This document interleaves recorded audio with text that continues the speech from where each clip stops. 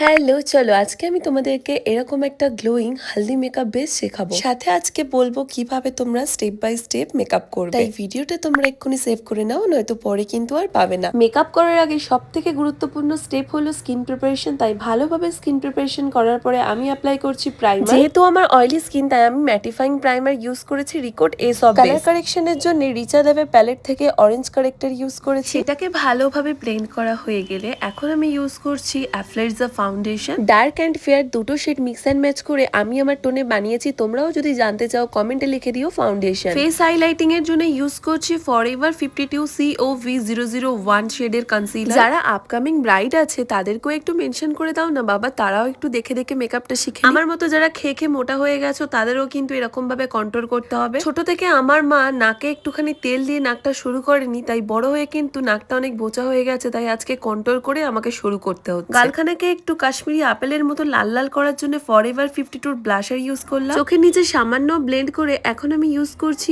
I ম্যাজিকের loose powder, আর এটা কিন্তু একদম ওয়াটারপ্রুফ। পাউডার কন্ট্রোলের জন্য ইউজ করছি পিএসসি স্পটলাইট প্যালেট। ব্লাশারের জন্য ইউজ করছি আই ম্যাজিকের প্যালেট, যেটা আমার অল টাইম ফেভারিট। পুরো মেকআপটাকে সেট করছি ক্রাইলন ফিক্সার দিয়ে। আর এই যে আমার মুখটা চকচক করছে তার জন্য ইউজ করছিলাম হোজো হাইলাইটার। ফেসের যেখানে হাই পয়েন্ট আছে সেখানে সেখানে ইউজ করতে হবে। আর এই হলো আমার ফাইনাল লুক। আমাকে কেমন লাগছে অবশ্যই কমেন্ট করে জানিও। টাটা।